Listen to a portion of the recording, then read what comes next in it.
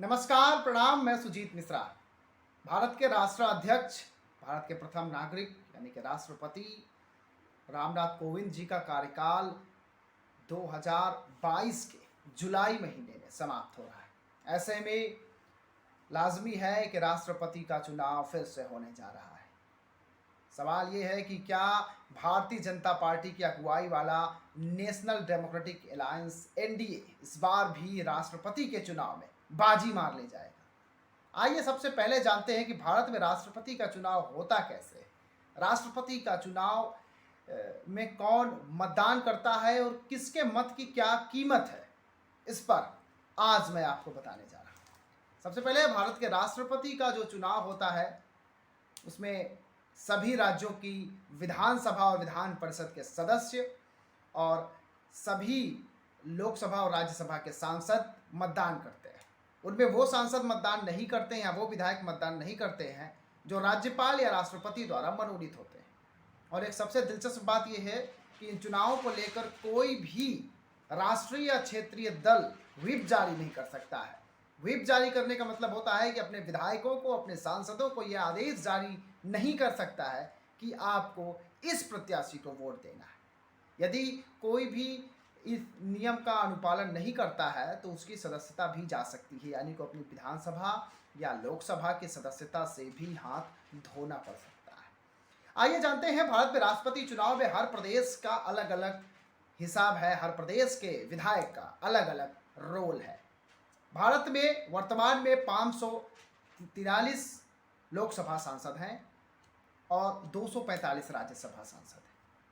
लोकसभा और राज्यसभा के सांसदों के मतों की संख्या बराबर है। एक लोकसभा सांसद के मत को 708 मत माना गया है। लोकसभा और राज्यसभा और विधानसभा के सभी मतों को जोड़ करके वर्तमान में 10,98,903 वोट है। इनमें से आधे से एक वोट ज़्यादा पाने वाला भारत का प्रथम नागरिक बनता है। इनमें दो तरीके से मतदान होता है, एक प्रथम वरीयता मतदान और द्वितीय वरीयता मतदान। भारत के इतिहास में आज तक 1959 के वीवी गिरी जब राष्ट्रपति बने थे, उस चुनाव से पहले या उसके बाद कभी भी द्वितीय वरीयता के मतों को गिनने की आवश्यकता नहीं पड़ी है। प्रथम वरीयता के मतों की गिनती के बाद भी अगर किसी को 50% मत नहीं प्राप्त होते हैं तब द्वितीय वरीयता के मतों को गिना जाता है। आपको बता दें कि इसमें ज़्यादा मत पाने वाला ही विजयी होगा, ऐसा नहीं है। इसमें 50% से एक मत अधिक पाना ही होता है और नामांकन के लिए कम से कम 50 प्रस्तावकों की आवश्यकता होती है। अगर कोई भी राष्ट्रपति के पद में नामांकन करना चाहता है तो उसके पास 50 विधायक, सांसद या सदस्यों की संख्या होनी चाहिए प्रस्तावक के रूप में। आइए देखते हैं कि इस बार एनडीए का गणित क्यों बिगड़ता हुआ दिखाई दे रहा है। हालांकि उत्तर प्रदेश में बहुमत से भारतीय जनता पार्टी की सरकार बनी, लेकिन सीटें बहुत कम हुई। सीटें लगभग 70 सीटें उत्तर प्रदेश विधानसभा में एनडीए को कम हुई, जिससे राष्ट्रपति के चुनाव में दिक्कतों का सामना करना पड़ सकता है। और यह तय है कि अगर जगन मोहन रेड्डी की वाईएसआर कांग्रेस और नवीन पटनायक की बीजू जनता दल ने भारतीय जनता पार्टी को एनडीए के प्रत्याशी को समर्थन नहीं दिया तो ऐसे में एनडीए के राष्ट्रपति पद के उम्मीदवार को जीतने में दिक्कत आ सकती है। उत्तर प्रदेश के एक विधायक के वोट की कीमत सबसे ज़्यादा 208 मतों से होती है। वहीं पंजाब के एक विधायक की कीमत 116 मतों से होती है और पश्चिम बंगाल के एक वोट की कीमत 115 है और सबसे कम सिक्किम में, जहां पर एक वोट की कीमत मात्र 7 वोट माने जाते हैं। तो 10,98,000 से अधिक वोटों पर चुनाव होना है। मत पड़ने हैं जिनमें भारतीय जनता पार्टी के पास और उनके जो सहयोगी हैं, जो एनडीए का आंकड़ा है वो 1431 था, जिसे बढ़ा करके अब एनडीए 1738 विधायक पूरे देश में बता रही है। राज्यसभा में उसके पास 120 सदस्य अब बता रही है एनडीए, जिसमें से 9 सदस्य मनोनीत हैं जो वोट नहीं दे पाएंगे। तो ऐसे में ये आंकड़ा 111 का होता है। लोकसभा में सबसे बड़ा दल होने के साथ साथ एनडीए के पास 334 सांसद हैं। इंडियन नेशनल कांग्रेस के पास 766 विधायक है पूरे देश में। और दिलचस्प ये है कि जो ना यूपीए में है और ना एनडीए में है, उनके पास विधायकों की संख्या बहुत भारी है। लगभग 1900 से अधिक विधायकों की संख्या ऐसी है जो इन दोनों में से किसी भी दल के साथ ताल्लुक नहीं रखते। भाजपा के लिए दिक्कत की बात क्या है? भाजपा के लिए दिक्कत की बात यह है कि क्या उड़ीसा के मुख्यमंत्री बीजू पटनायक 2017 की भांति इस बार भी समर्थन करेंगे? चूंकि भाजपा उड़ीसा में पूरी मेहनत के साथ चुनाव लड़ रही है और वहां पर मुख्य विरोधी दल है। इसी प्रकार से हालांकि वाईएसआर कांग्रेस बीजेपी के साथ आती हुई दिखाई दे रही है इस बार फिर से। सवाल यह है कि क्या नीतीश कुमार, जो पिछले कुछ समय से काफी उठापटक चल रही है बिहार के राजनीति में, तो क्या नीतीश कुमार इस बार फिर से एनडीए के सांसद, एनडीए के उम्मीदवार को वोट देना चाहेंगे? शिवसेना के बाहर जाने से भी एनडीए को इस बार दिक्कत नजर आ रही है। सबसे बड़ा खतरा, जैसा कि तृणमूल कांग्रेस की अध्यक्षा, ऑल इंडिया तृणमूल कांग्रेस की अध्यक्षा पश्चिम बंगाल के मुख्यमंत्री ममता बनर्जी ने बताया कि बिना उनके सहयोग के इस बार कम से कम राष्ट्रपति नहीं बन पाएगा। तृणमूल कांग्रेस के विधायकों 215 विधायक उसके पास पश्चिम बंगाल में है, जिसकी संख्या 32,465 वोट होती है। अब इस बार आम आदमी पार्टी भी एक दिलचस्प आंकड़ा लेकर के, चूंकि उसने 90 से ज्यादा 92 सीटें पंजाब के विधानसभा चुनाव में जीती हैं, तो आम आदमी पार्टी का भी राष्ट्रपति के चुनाव में एक अच्छा रोल होने वाला है। इस समय अगर दलवार देखा जाए तो आम आदमी पार्टी के पास कुल मत जो पड़ने वाले, उन मतों का 1% मत आम आदमी पार्टी के पास है। तृणमूल कांग्रेस के पास 3% से अधिक है। बीजू जनता दल के पास भी 3% से अधिक वोट हैं, यानी कि लगभग 10 लाख में से बीजू जनता दल के पास 30,000 से अधिक वोट बीजू जनता दल के पास है। वाईएसआर के पास 50,000 से ज़्यादा वोट हैं और टीआरएस के पास भी 2.25% वोट हैं। ऐसे में देखना यह है कि बीजेपी को कहाँ मुश्किलात का सामना करना पड़ सकता है। अब बता दें कि ये आपके जहन में एक सवाल आया होगा कि ये वोट हर प्रदेश के विधायक के अलग अलग क्यों हैं। ये सन 1971 के जनसंख्या, जो जनगणना हुई थी 1971 की जनगणना के आधार पर ही जिस प्रदेश की जितनी जनगणना थी, उस प्रदेश के जो विधायक हैं उनको जो है उस जनगणना के आधार पर निकाला गया है। तो उत्तर प्रदेश के एक विधायक का जो वोट है वो 208 वोट के बराबर है और यहाँ पर 8 वोट फिलहाल आरएलडी के पास है और बसपा के पास 1 और जनसत्ता दल लोकतांत्रिक के पास 2 वोट हैं। जनसत्ता दल के पास फिलहाल कोई सांसद नहीं है, आरएलडी के पास भी कोई सांसद नहीं है। तो ऐसे में सबसे दिलचस्प ये है कि क्या शिवसेना बीजेपी के साथ जाना पसंद करेगी इस बार के राष्ट्रपति के चुनाव में। शिवसेना के पास लोकसभा में 3 सांसद हैं, बहुजन समाज पार्टी के पास भी लोकसभा में 3 सांसद हैं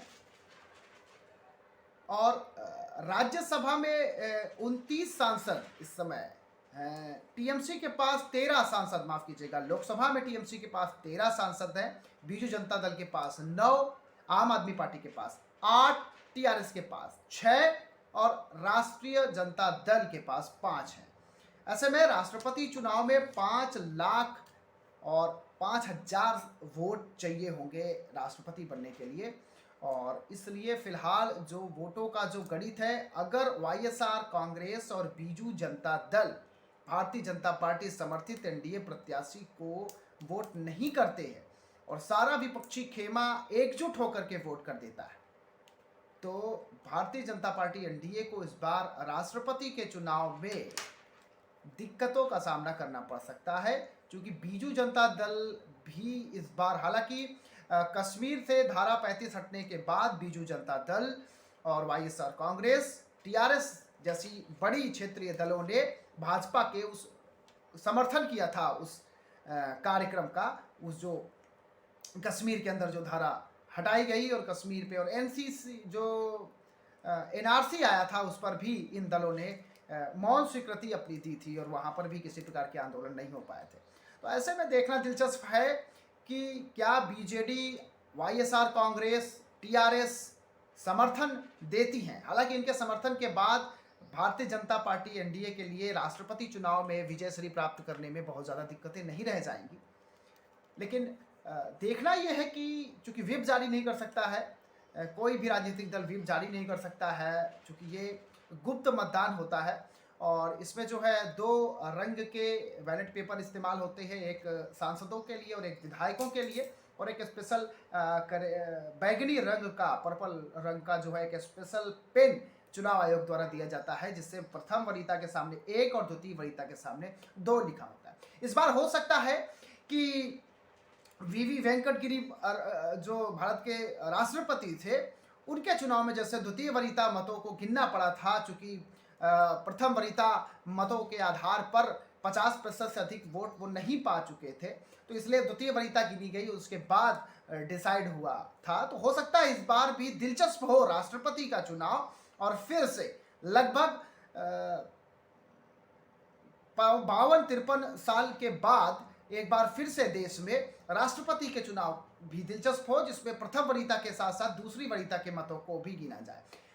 भारतीय जनता पार्टी जो एनडीए है वो एक बहुत बड़ा गेम भी कर सकती है कि गैर बीजेपी के किसी एक ऐसे चेहरे को, जैसे कि नाम आया है बीएसपी प्रमुख मायावती के नाम पर भी, चूंकि मायावती का नाम अगर राष्ट्रपति के चुनाव के लिए आ जाता है तो ऐसी परिस्थितियों में कई सारे राजनीतिक दल हैं जो ना चाहते हुए भी, चूंकि मायावती दलितों का एक बहुत बड़ी नेता है और ऐसे में जो भी राजनीतिक दल, जैसे महाराष्ट्र की जो पार्टियां हैं, महाराष्ट्र में दलितों का एक बहुत बड़ा वोट बैंक है, उनके बिना सरकार बनती नहीं है। तो ऐसे में हो सकता है कि शिवसेना या एनसीपी सपोर्ट कर दे, या हो सकता है चुनाव से बाहर भी हट जाए राष्ट्रपति के चुनाव से। कई बार ऐसा होता है कि सपोर्ट ना करके यदि कोई भी राजनीतिक दल या उसके विधायक, हालांकि व्हिप जारी नहीं कर सकते हैं आप, सबसे बड़ी बात यह कि अगर कोई भी राजनीतिक दल व्हिप जारी करता है तो उसके जो भी विधायक या व्हिप जारी करता है तो उसके ऊपर कार्रवाई हो सकती है, क्योंकि आप किसी भी विधायक या सांसद को इस प्रत्याशी को वोट देना ये नहीं कह सकते। हालांकि राष्ट्रपति के उम्मीदवार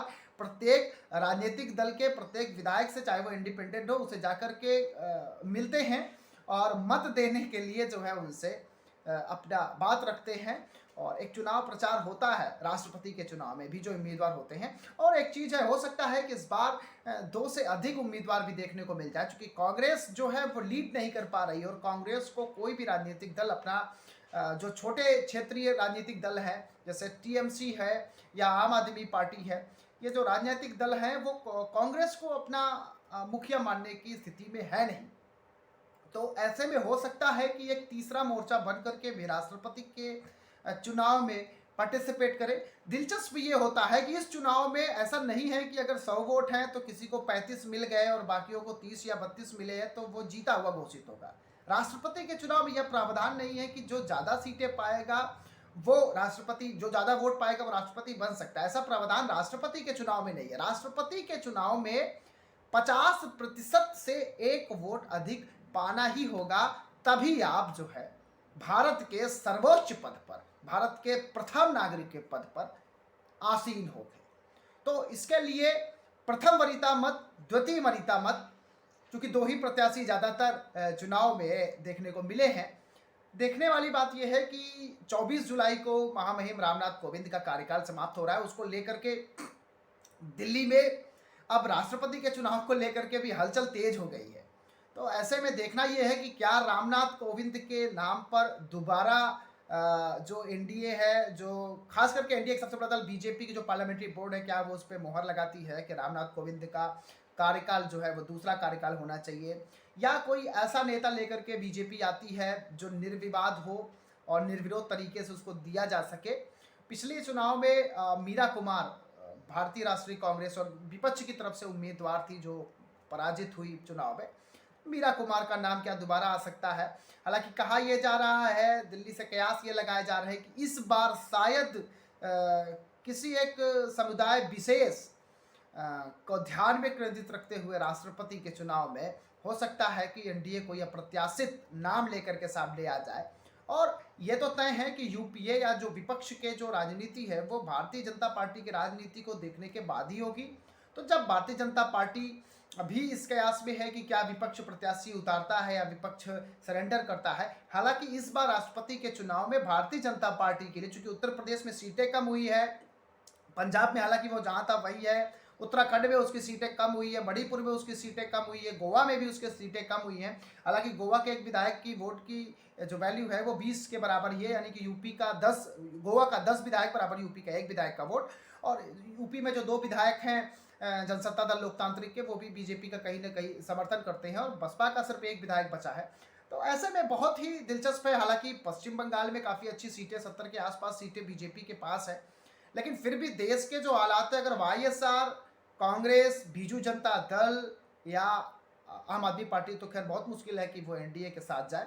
तो अगर ये दो राजनीतिक दल अगर बीजेपी के साथ नहीं आते हैं खुल करके या प्रस्तावक नहीं बनते हैं, सवाल यह भी है कि वाईएसआर कांग्रेस के प्रदेश को क्या बीजेपी ने देश की राजनीति से कुछ लाभ दिया है, उनके प्रदेश को, टीआरएस को क्या कोई लाभ मिला है, चंद्रबाबू नायडू को, या उड़ीसा को कोई विशेष लाभ मिला है। चूंकि उड़ीसा में चुनाव होने वाले हैं और बीजेपी वहां पर पूरे दमखम से लड़ने वाली है, ये सारी चीज़ें भी होती हैं।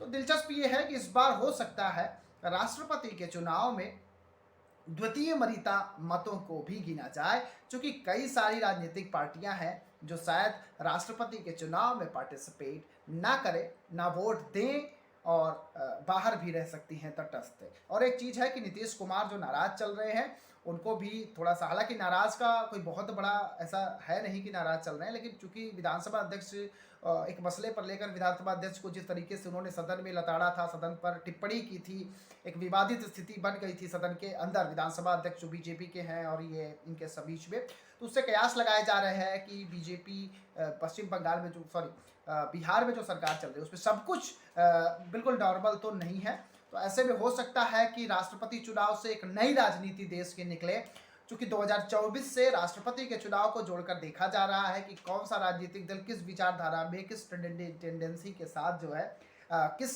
धड़े के साथ है। आम आदमी पार्टी का तो लगभग तय है कि उसके पास 26,416 पंजाब के और दिल्ली के 58 एक मत का परसेंटेज होता है। तो आम आदमी पार्टी के पास भी अच्छी खासी वोट है, और आम आदमी पार्टी के पास एक अच्छा खासा वोट बैंक है। ऐसे में आम आदमी पार्टी भी राष्ट्रपति के चुनाव में एक अच्छा नाम लेकर के आ सकती है, और हो सकता है कि विपक्ष अन्ना हजारे के नाम पर भी, हालांकि उनकी तरफ से ना हुई है कई बार कि राष्ट्रपति के चुनाव में नहीं आना चाहते, लेकिन हो सकता है कि आम आदमी पार्टी, अरविंद केजरीवाल अन्ना आंदोलन से निकले थे, और हो सकता है कि अन्ना हजारे का नाम जो है, चूंकि आम आदमी पार्टी के पास कम से कम इतने विधायक और इतने सांसद हैं कि वो प्रत्याशी राष्ट्रपति चुनाव के लिए डिक्लेयर कर सकता है। 50 विधायकों की या 50 सांसदों की आवश्यकता होती है, तो 92 अकेला उसके पास पंजाब से वर्तमान में विधायक है। तो ऐसे में, और 2 सीटों पर और चुनाव हो रहा है, राष्ट्रपति चुनाव से पहले हो सकता है कि आसनसोल लोकसभा और एक राज्य की विधानसभा में भी चुनाव है, तो वोट उससे भी 708 वोटों का सीधा सीधा जो है फर्क पड़ेगा। अगर बाबुल सुप्रियो की जो सीट है जहाँ पर शत्रुघ्न सिन्हा टीएमसी से अगर जीतते हैं, तो 708 मत लेकर के सीधे जो है वो राष्ट्रपति चुनाव के लिए जाएंगे। तो ऐसे में देखना ये है कि क्या आम आदमी पार्टी, चूंकि आम आदमी पार्टी देश की राजनीति में लगातार बनी रहना चाहती है, और आज कांग्रेस को सीधी टक्कर उससे मिल रही है कहीं ना कहीं विपक्ष की भूमिका के लिए, और टीएमसी का साफ कहना है कि बिना उनके समर्थन के कम से कम राष्ट्रपति इस बार नहीं बन पाएगा। तो आइए देखते हैं क्या होता है, चूंकि बहुत ही जल्द राष्ट्रपति का चुनाव होने वाला है, और राष्ट्रपति के चुनाव में यूपीए एनडीए के साथ साथ क्या तीसरा उम्मीदवार भी उतरेगा, लेकिन उम्मीदवार कितने भी उतरे, 50% से 1 वोट ज़्यादा चाहिए होगा जीतने के लिए। आप सभी का बहुत बहुत धन्यवाद। आइए देखते हैं भारत का 15वां राष्ट्रपति कौन होगा। इंतजार करते हैं जुलाई के महीने का। बहुत बहुत धन्यवाद।